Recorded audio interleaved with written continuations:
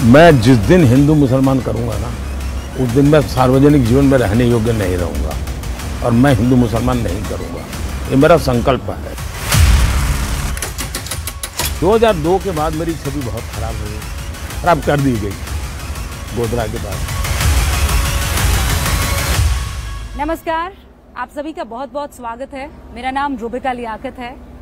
हम माँ गंगा की गोद में हैं और इस वक्त हमारे साथ काशी का लाडला, हीराबा का लाडला, देश के बड़ा प्रधानमंत्री नरेंद्र दामोदर दास मोदी जी। बहुत बहुत स्वागत है आपका। जय माँ गंगे, जय महाकाल। कैसे हैं आप? मैं वैसा ही हूँ जैसा चुनाव प्रारंभ हुआ उसके पहले था।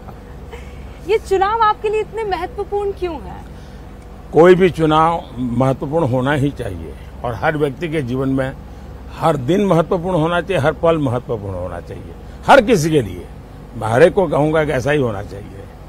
अच्छा, ये बताइए, फर्ज कीजिए कि अगर आप प्रधानमंत्री बन जाते हैं तीसरे टर्म में, तो वो पहली चीज क्या होगी जो मैं आप हैरान देश को हूँ, देंगे? आप इतना बड़ा क्वेश्चन मार्क क्यों लगा रही हो? माँ गंगा के किनारे पे खड़ी हो पूरा देश आप घूम करके आई हो, देश में आप लोगों से मिली हो, आपने देखा है ये चुनाव मोदी नहीं लड़ रहा है जी। ये चुनाव 140 करोड़ देशवासी लड़ रहे हैं और जो मनोभाव लोगों के देखे हैं, मेरा बहुत लंबा अनुभव है चुनावों का, जनता के मिजाज का अनुभव है, उनका तजुर्बा मैं समझ सकता हूं।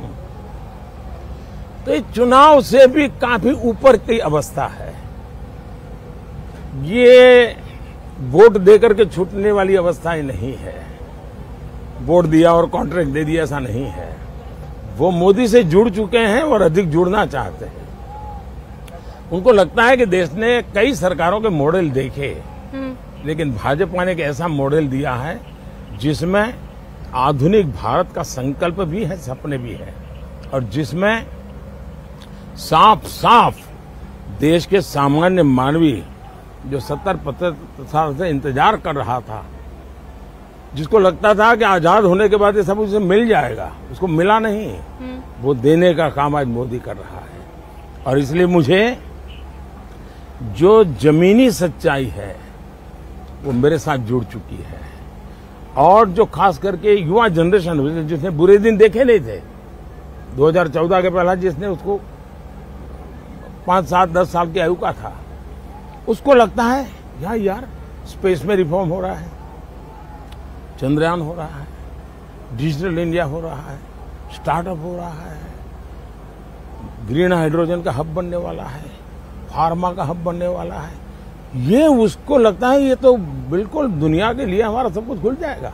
जब वो देखता है कि हम मोबाइल फोन इंपोर्ट करते थे और जब वो सोचता है कि यार दुनिया में हम सेकंड नंबर पर हैं मोबाइल एक्सपोर्टर के रूप में, तो मेरा नौजवान अपने सपनों को मेरे सफलताओं के साथ बुन रहा है वो, और बुन करके वो ऐसा धागा बना रहा है जिस धागे के कारण उसको अपने भविष्य की गारंटी दिखती है। इतना कॉन्फिडेंस, आप लबरेज हैं कॉन्फिडेंस से, मतलब आपको नर्वसनेस जरा भी नहीं है? पहली बात है शायद वो मेरी डिक्शनरी में शब्द नहीं है, नर्वसनेस। दूसरा, मैंने जीवन तपस्या की है जी। मेरा पल पल मैंने खपाया है, देशवासियों के लिए खपाया है, अपने लिए नहीं खपाया है। और मैंने इनके लिए इसलिए खपाया है कि मुझे मालूम है कि बहुत ही डिजर्विंग लोग हैं। इनके साथ 70 साल तक अन्याय हुआ है, और जब उनके आंसू कोई पहुंचता है, उनके टॉयलेट की कोई चिंता करता है,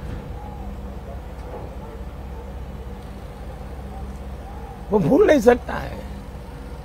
कोरोना का कठिन काल, चूल्हा बुझने नहीं दिया था, बच्चों को भूखा सोने नहीं दिया था। क्यों? एक सरकार थी जिसने कहा था अनाज के भंडार पड़े हैं लेकिन हम दे नहीं सकते हैं। एक ये सरकार है जिसका संकल्प है किसी का घर का चूल्हा मैं बुझने नहीं दूंगा।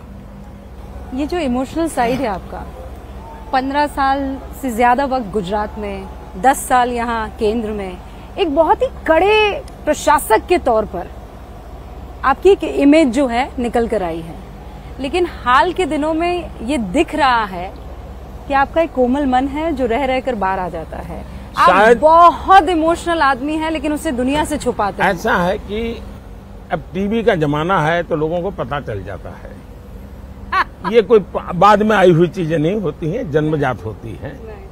और वो शायद मेरी स्ट्रेंथ भी है, दुनिया के नजरों में वो वीकनेस भी है, और विरोधियों के लिए ताना मारने का एक अवसर भी है।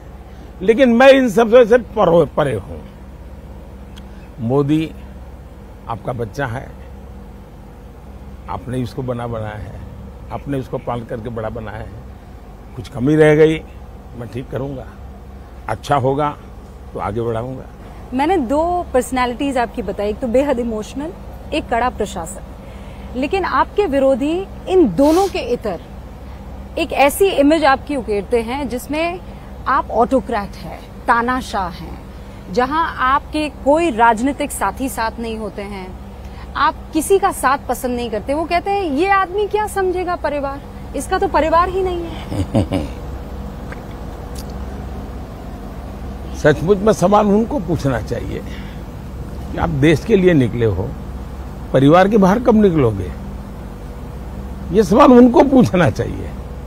अब कांग्रेस पार्टी का पूरा कैंपेन फैमिली कैंपेन बन गया है। बाकी सारे दल इंडिया अलायंस के हैं। आप तमिलनाडु देखिए, परिवार कैंपेन कर रहा था। आप कर्नाटका देखिए, परिवार कैंपेन कर रहा था। आप आंध्र देखिए, परिवार कैंपेन कर रहा था। आप तेलंगाना देखिए, परिवार कैंपेन। आप उत्तर प्रदेश देखिए, 2 परिवार कैंपेन कर। जम्मू कश्मीर देखिए, 2 परिवार कैंपेन कर रहे हैं। सवाल मीडिया के उनको होने चाहिए कि क्या हुआ कि इतने साल के बाद भी आप परिवार से बाहर निकल क्यों नहीं पाते हो? मैं परिवार से जुड़ा नहीं हूं, ये गुनाह नहीं होना चाहिए, गर्व होना चाहिए। ये लोकतंत्र की सबसे ऊंची अमानत है कि जो इंसान अपने परिवार के लिए नहीं जीता है, जो इंसान देश को अपना परिवार मानता है, मेरा भारत मेरा परिवार, उसके लिए जीता है। अब ये क्वेश्चन मार्क लग जाए तब मुझे होता है कि क्या इरादे होंगे।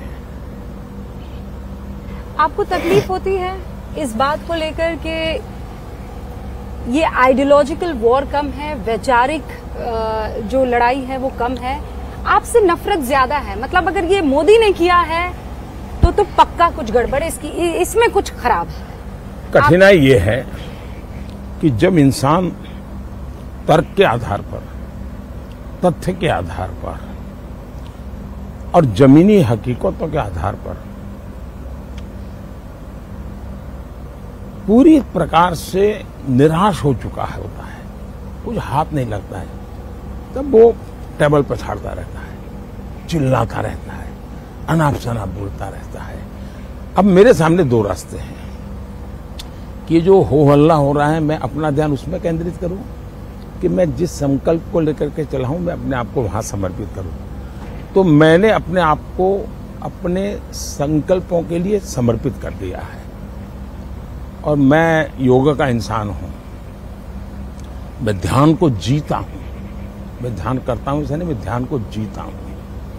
और इसलिए कितनी ही कोलाहल के बीच में मैं अपने आप को निर्विकल्प, निराकार संकल्प के साथ जुड़ा हुआ चला जा रहा हूं। मुझे आपको ये एहसास नहीं, मतलब आपको सच में तकलीफ नहीं होती? आप वाहिद ऐसे शख्स हैं पॉलिटिकली जिसको इतना कोसा गया है, और ये अतिशयोक्ति नहीं है जब मैं आपसे कह रही हूँ। मतलब आप किसी भी पर्सनालिटी को सोचिए तो उसको विपक्ष की तरफ से ऐसे नहीं कोसा गया जैसे आपको कोसा गया।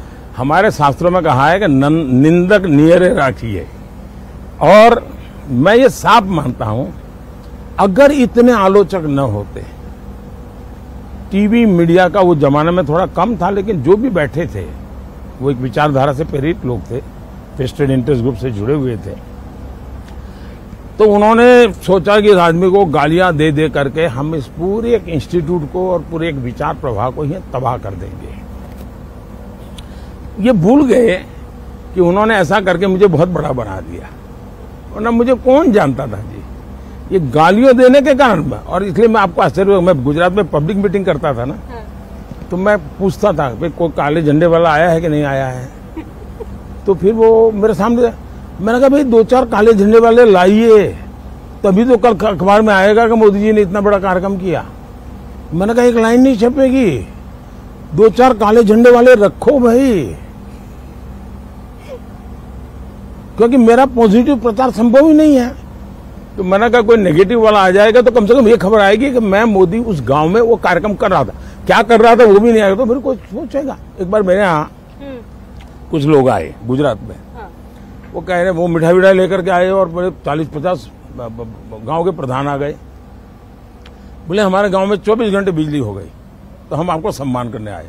मैंने कहा झूठ बोल रहे हो, 24 घंटे बिजली हो ही नहीं सकती। नहीं, बोले हो गई है। मैंने कहा बताओ किस अखबार में छपा है, किसी टीवी में आया क्या? नहीं, बोले वो अखबार में तो नहीं आएगा। तो मैंने कहा आपकी बात मान लो, बोले मान लो। चल, मैंने कहा चलो मिठाई खिलाओ। तो मैं इन चीजों से निकला हूं, तो मैंने इसका आनंद लिया है। हम एक कार्यक्रम कर रहे हैं मोदी जी, न्यूज 18 इंडिया का वो कार्यक्रम है मोदी वतन मुसलमान। हम ज्यादातर उन जगहों पर जाते हैं जहां पर मुस्लिम मतदाता भारी संख्या में है। पहले आलम अलग था और आज की तारीख में मैं आपको पूरी गंभीरता से और संजीदगी से कह सकती हूँ कि ऐसे ऐसे मुसलमान आगे आते हैं जो आपके लिए जान दे सकते हैं। और एक उनका वाक्य है, ना दूरी है ना खाई है, मोदी हमारा भाई है, बड़ा जोर शोर से ऐसे करते हुए नजर आते हैं। बावजूद उसके आप उस धारणा को तोड़ने में क्या नाकामयाब रहे हैं कि मोदी मुसलमानों का नहीं है? पहली बात यह है कि ये मुद्दा मुसलमान का नहीं है। इंडिविजुअल मुसलमान कितना ही मोदी के साथ होगा, लेकिन एक निश्चित विचार प्रवाह है जो उनको आदेश करता है कि आप ये करो या आप वो करो, उसके आधार पर वो निर्णय करते हैं। जहां तक मोदी का सवाल है, एक तो मैं स्कूल में, एक तो मेरा जो घर है ना, मेरे अगल बगल में सारे मुस्लिम परिवार है, तो हमारे घर में ईद भी मनती थी, हमारे घर में और भी त्योहार होते थे। मेरे घर में ईद के दिन खुद का खाना नहीं पकता था, सारे मुस्लिम परिवारों से मेरे यहाँ खाना आ जाता था, क्योंकि मेरे परिवार, हम रहते वहीं है, मेरा घर वहीं है, मेरे यानी 5 कदम के बाद मुस्लिम परिवार है। जब मुहर्रम निकलता था तो हमारा कंपलसरी होता था कि उससे नीचे से निकलो, जैसे परिक्रमा करते हैं ना मंदिरों की, ताजिए के नीचे। हाँ, तो ताजिए के नीचे से निकलो, हमें सिखाया जाता था। तो मैं उस दुनिया से पला बढ़ा हूं। आज भी मेरे बहुत सारे दोस्त हैं पुराने।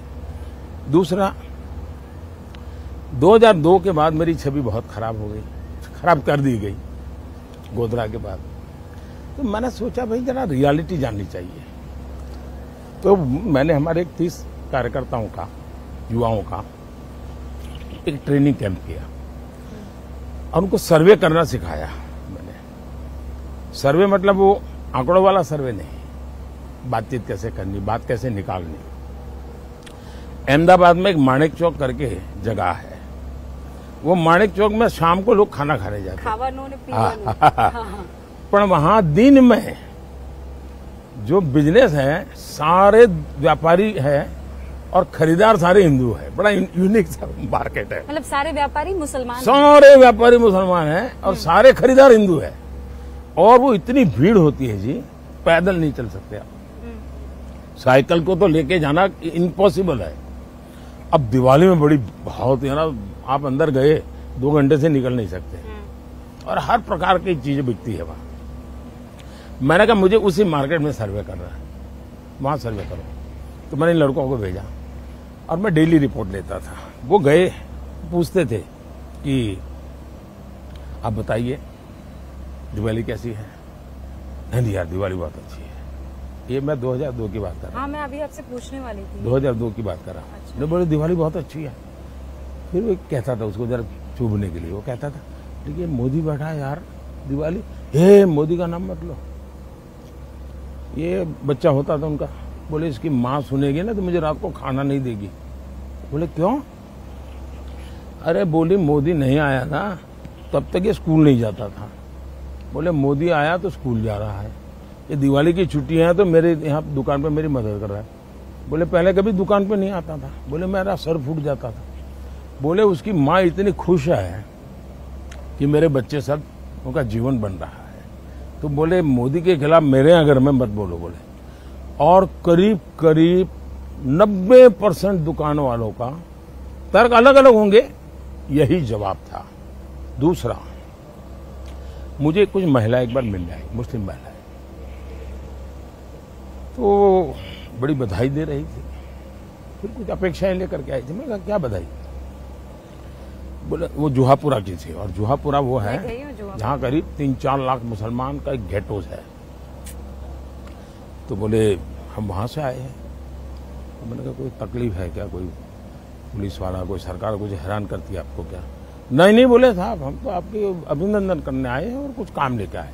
मैं कहा बताइए। बोले आपने बिजली का काम किया ना, बहुत अच्छा किया। मैंने कहा कहाँ? वो तो मैंने बहुत बुरा किया है। मैंने कहा मैंने 35 किलोमीटर केबल, उस इलाके 35 किलोमीटर केबल उखाड़ के फेंक दिया है, और वहां कोई सरकारी आदमी नहीं जा पाता था। बोले साहब वही अच्छा काम किया है। मैंने कहा कैसे? मैंने तो बिजली काट दी, मैंने तो केबल काट दिए। बोले नहीं साहब हमारे यहाँ आपका तो एक बोले बिजली मंत्री है। हाँ। हमारे यहाँ हर मोहल्ले में बिजली मंत्री है, और बोले बिजली दे करके वो हमसे पेमेंट लेते थे, केबल उनके थे। बोले सरकार की बिजली चोरी करके हमको बेचते थे और हमारे पैसे बहुत जाते थे। बोले अभी रेगुलर बिजली मिल रही है, कोई हमें दादागिरी नहीं करता है। बोले इसलिए हम आए हैं। पहले मेरे पर अखबारों में उस समय मोदी ने वहां पर जुल्म कर दिया, सारे केबल काट दिए।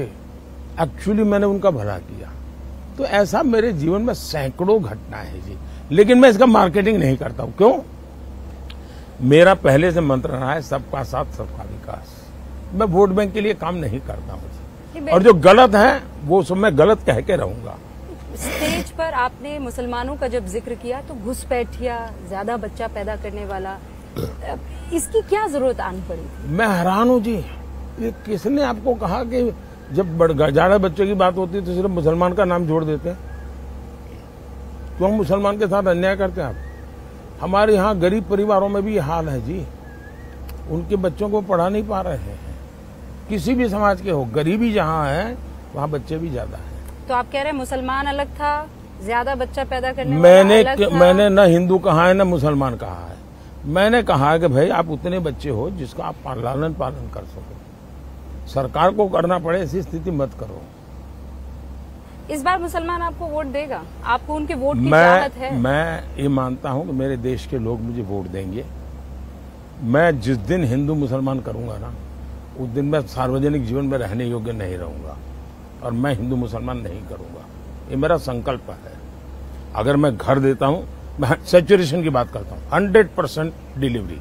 इसका मतलब हुआ गांव में मानो 200 घर है, कौन समाज है, कौन जाति है, कौन धर्म है, 9, उन 200 घर में अगर 60 लाभार्थी हैं तो उन 60 लाख लोगों को मिलना चाहिए।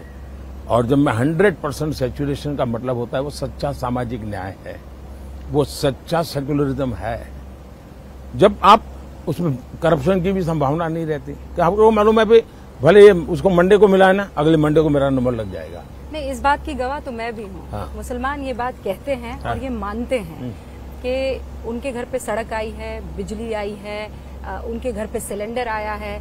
शकीला और शकुंतला में किसी तरह का कोई अंतर नहीं है। हाँ। और ये रहा आपका नमो घाट।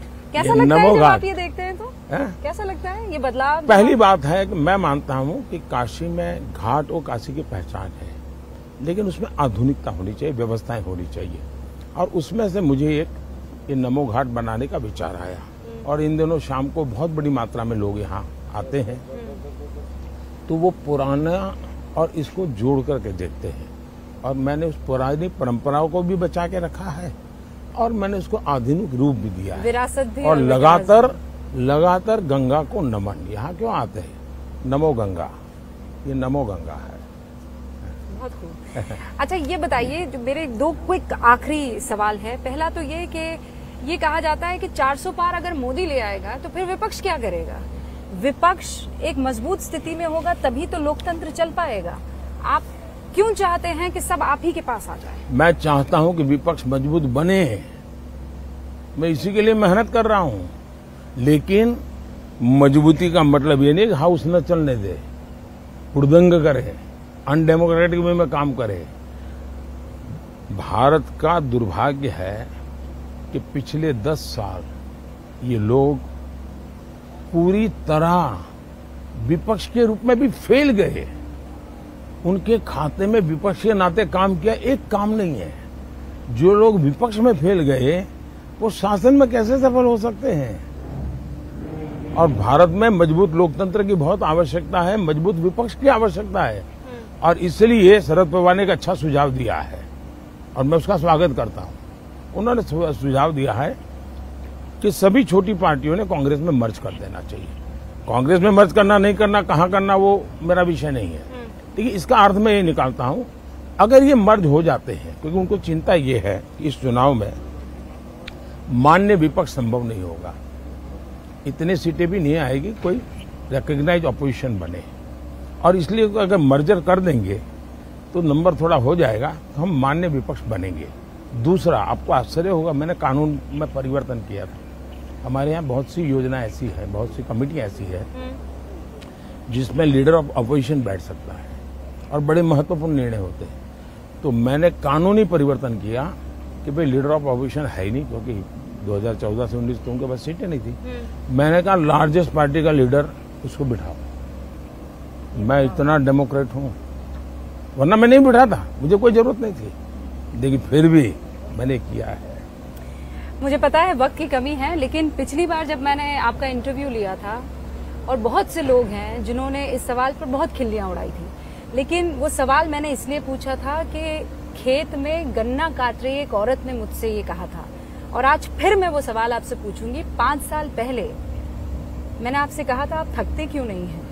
आज 5 साल बीत जाने के बाद आप ज्यादा एनर्जेटिक मुझे लग रहे हैं, ज्यादा आपने रैलियां की है, ज्यादा आप काम कर रहे हैं। आप वाकई थकते क्यों नहीं है? पहले जब तक माँ जिंदा थी मुझे लगता था कि शायद बायोलॉजिकली मुझे जन्म दिया गया है।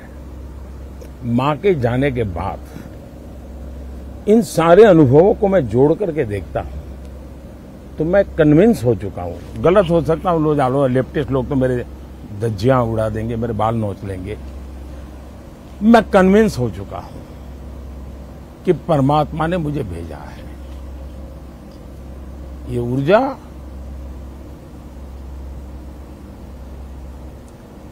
बायोलॉजिकल शरीर से नहीं मिली है।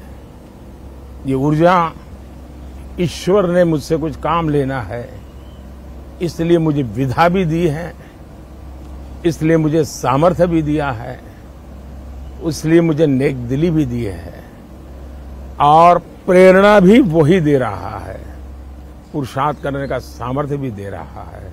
और मैं कुछ नहीं हूं, एक इंस्ट्रूमेंट हूं जो ईश्वर ने मेरे रूप में मुझसे लेना तय किया है। और इसलिए मैं जब भी कुछ करता हूं तो मैं मानता हूं शायद ईश्वर मुझसे करवाना चाहता है। क्या परिणाम होगा चिंता छोड़ो, मैं सिर्फ ईश्वर को समर्पित हूं। दूसरा, लेकिन उस ईश्वर को मैं देख नहीं सकता हूं, तो मैं भी एक पुजारी हूं, मैं भी एक भक्त हूं। तो मैंने 140 करोड़ देशवासियों को ईश्वर का रूप मान करके चलता हूं, वही मेरे भगवान है। आप भगवान के बीच में हैं और भगवान आपके साथ है, माँ आप में समाई हुई है। आपको खूब सारी शुभकामनाएं।